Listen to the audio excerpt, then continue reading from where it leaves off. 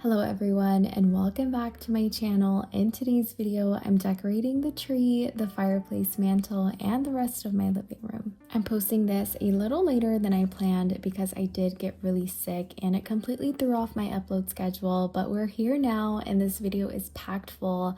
Definitely grab a snack and get comfy because it's a longer video than usual. I decorated the space one day at a time, and day one was all about the tree. This is my 9-foot silver aspen fir from Balsam Hill. It's on the sparser side, but honestly, it's one of the things that I really love about it. It's very different from any tree I've ever had. I actually started this tree by adding roses, which is something that I have never done before, and I was a little nervous about. I have a set of 50 from Amazon, and I ended up using all 50 roses.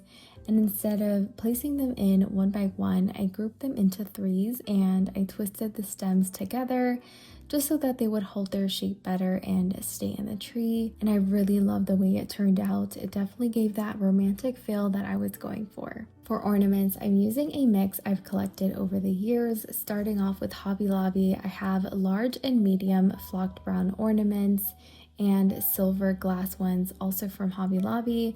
I have some in a similar type of look, but the antique brass finish from World Market. I also have some from Walmart that are from previous collections, including big burgundy flocked ornaments and glass edged ornaments from the My Texas House line, and some large seagrass woven ornaments and antique cone bells from Cottage and Key Home. I also pulled out a 35-piece ornament set from Balsam Hill that I used last year.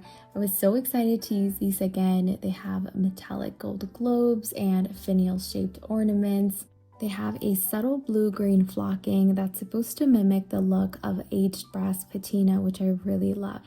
The only ornaments that I purchased this year were paper ones from Lulu and Georgia, which I hung towards the bottom of the tree for my little one, and of course I'm adding ribbon bows. I always start with my larger ornaments first, placing the oversized ones deeper into the branches to fill in any open areas and gaps, and everything else goes on in no particular order. I also cut the twine off of these bells and I swapped them for a thin red velvet ribbon, which I've done to most of my older ornaments. I have a total of 20 bells and I added them to the branch tips. They really pulled the entire tree together. And then came the ribbon bows. I used a ribbon from Amazon and I cut each piece to about 44 inches and I tied them directly onto the branches. In total, I added 40 bows. It's the most that I have ever done, but I am obsessed. The camera does not do this tree justice, especially with the windows behind it, but it is definitely one of my favorites that I've ever decorated.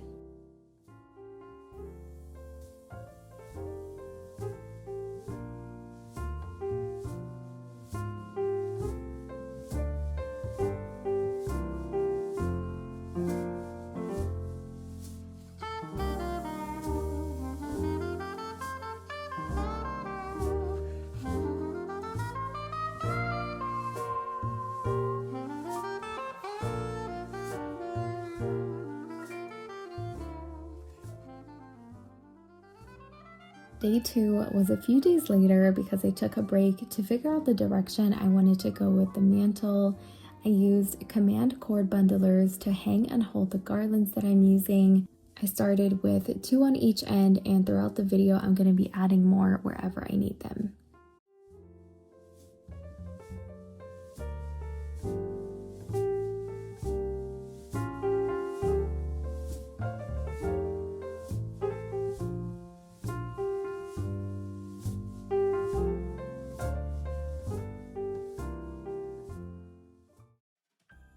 I'm using 2 10-foot Balsam Hill Fraser fir pre-lit garlands. I added these to my collection last year and I ended up not using them, but this year I really wanted to go for a more traditional look compared to the Norfolk and the cedar that everyone is going for. I wanted something a little different. I hung the first one on the left side just high enough for it to touch the ground. That was the exact look that I really wanted to go for this year, and then I added 2 more cord bundlers to the center, that way it would hold it up in place.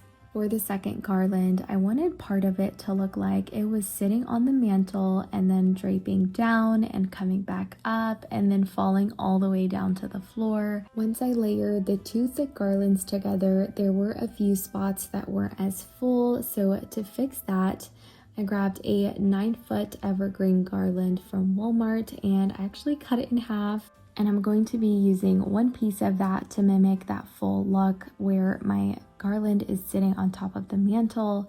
And instead of twisting everything together, I wove the evergreen through the Fraser garland so that I could place it exactly where I wanted it. I also added zip ties throughout the garlands to piece them together and make them look like they are one big piece. For the longer side, I used a second 9-foot garland and I twisted it together with the Balsam Hill garlands. I wanted the garland throughout the entire mantle to be all one size, and this really helped me achieve that.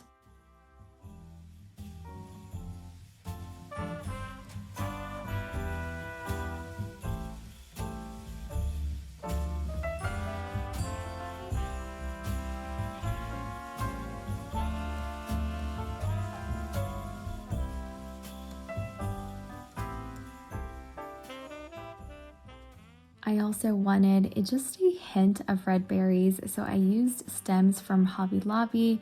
Purchased these last year and I did not need them this year, so I cut them into smaller pieces and tucked them into the garland.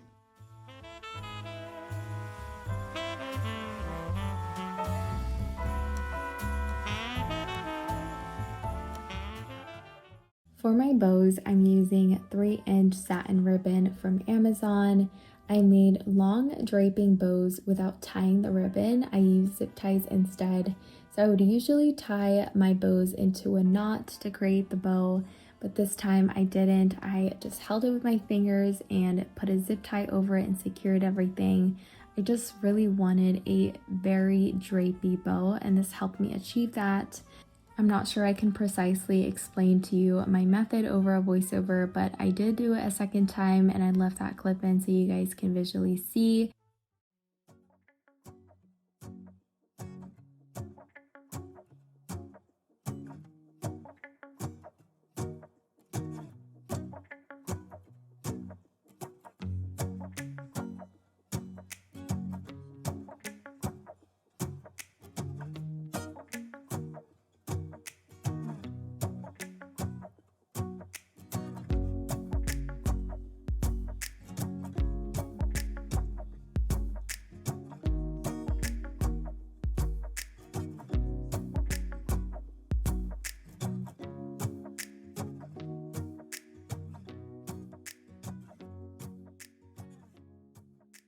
I made 2 sets and I zip tied them together, leaving a loop so that I can hang it on the garland. And along with my bows, I hung some cascading bells from Cottage and Key Home. I hung the stockings on the right side. My husband and I don't use stockings, so these are just for my girls. The bow and linen stocking and the velvet ruffle stocking are both from Lulu in Georgia, and the block print stocking is from Hackner Home. I have a few brand collabs this year that will be using my content in some running ads, and I really didn't want my daughter's names plastered all over those ads, so this year, instead of hanging their names, I decided to go for initial tags instead, just because I really don't want my girls' names all over a brand site. But I do have some custom bows that I've made with their names on it that I will be adding once I'm done filming. The garlands are pre-lit, they're battery operated, and they have timers, which is amazing, so I don't have to turn them on daily, and I have been really enjoying that. My last new purchase was a little mercury glass snowman from Walmart. Last I checked, he was sold out online, so definitely check your local store if you do want to get your hands on him. He's a cutie, and of course I had to add a bow to him as well. After stepping back and seeing how big of an impact the tree and the mantle made, I knew I wanted to keep the rest of the living room on the simpler side. So I started with the console table beside the fireplace. The lamp is from Wayfair, the frames are from Amazon, the console is from Home & Kids Co., and the big blanket basket is from Pottery Barn. We just had our family photos done, so I cannot wait to place them in these frames.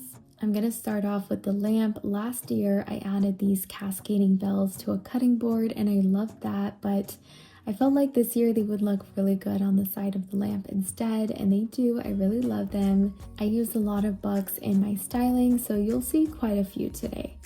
I used AD100, Suzanne Kessler edited style, and a Ralph Lauren fashion book for a layered look. On the opposite side, I added Stillness and the Jake Arnold book with a hurricane vase from Cottage and Key Home right on top. And for the arrangement, I used 3 berry bundles from Target. They come tied together and I kept them tied because they hold their shape so much better left tied. The vase also has a hole on the inside and these stems fit perfectly without falling over.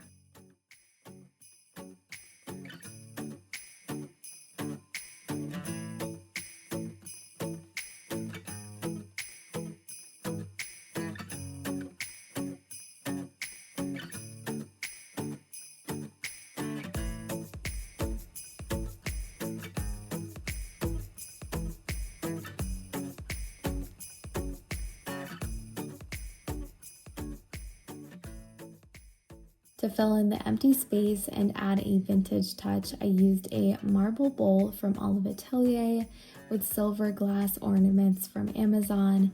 I actually purchased these to use on my coffee table, but because they're glass and I did not realize that, I am keeping them up here out of my little one's reach.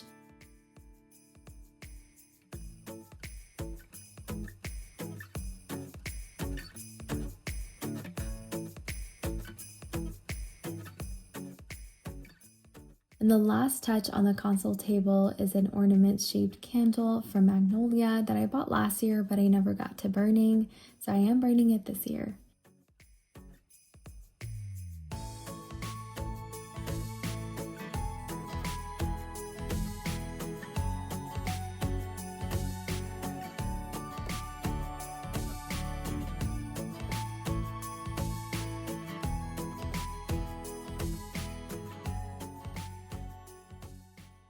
Before styling anything else, I wanted to figure out my pillow combinations so I can build the rest of the color palette around them. I'm using a lot of the same covers from my fall decor, again for winter. I don't switch them out often anymore, I just pair them differently to refresh the space. I will have each pillow cover in the tag product section down below so that you can shop each one by picture instead of searching for them through the links in the description box. And if and when my sofa starts to look too pillow heavy, I usually will swap out one pillow for a throw blanket. This one is from Amazon and it is one of my favorites. For the accent chairs, I went with matching pillows from Wayfair. They're fairly priced, they're large, and they're really pretty. And for an oversized lumbar cover like this one, I always use standard size pillows as inserts and they fit perfectly in them. My red knit throw is also from Amazon.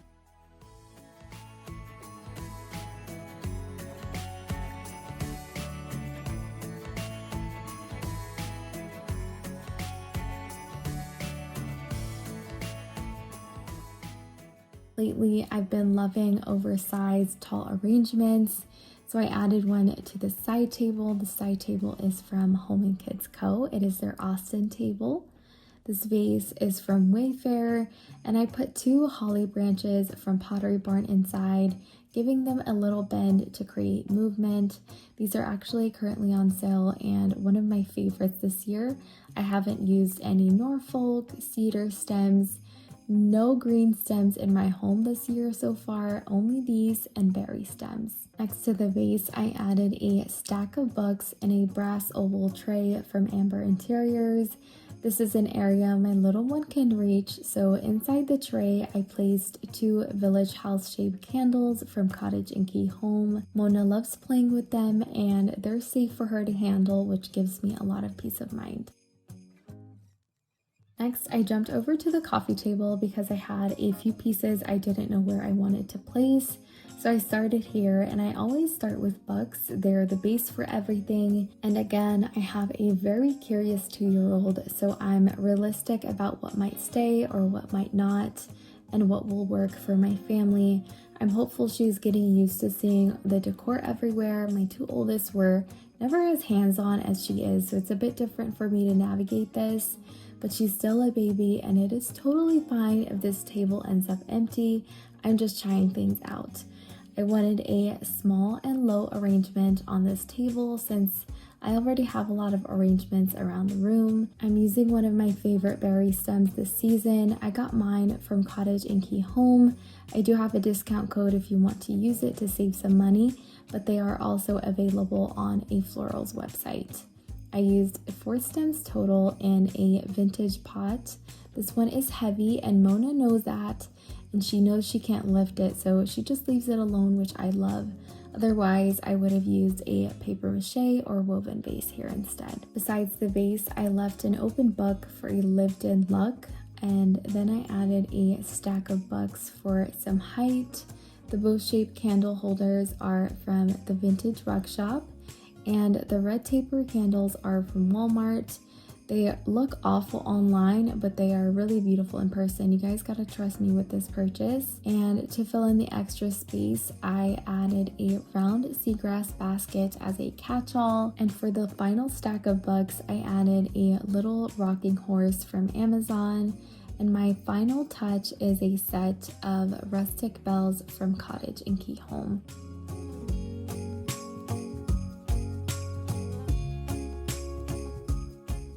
The last area that I styled is a round side table. This one is handmade and it is from Etsy. I originally had a DIY Santa here from my last video, but my daughter Layla was playing with him and she accidentally broke it. So I'm replacing it with metal tabletop trees instead. I bought these from House of Jade last year and they are no longer on her site, but I did find them again this year on Antique Farmhouse website. And that wraps up my living room decorate with me. This video was definitely longer than usual, but a lot of you have asked for detailed, longer videos like this.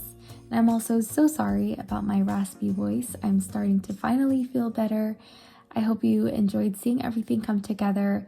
My next video will be in a few days since I am playing catch up. It is a full hot cocoa and coffee bar setup. Here's a little sneak peek. And after that, I will post my kitchen decorate with me. I hope you enjoyed spending time with me as much as I enjoyed filming this for you, and I will see you in my next video. Merry Christmas, baby. Reindeer's coming out to play. Santa Claus is packing the presents, making sure you've been behaving okay. Merry Christmas, honey. Yeah. The snowman's dusting off his hat, putting on the show for everybody to give them a smile.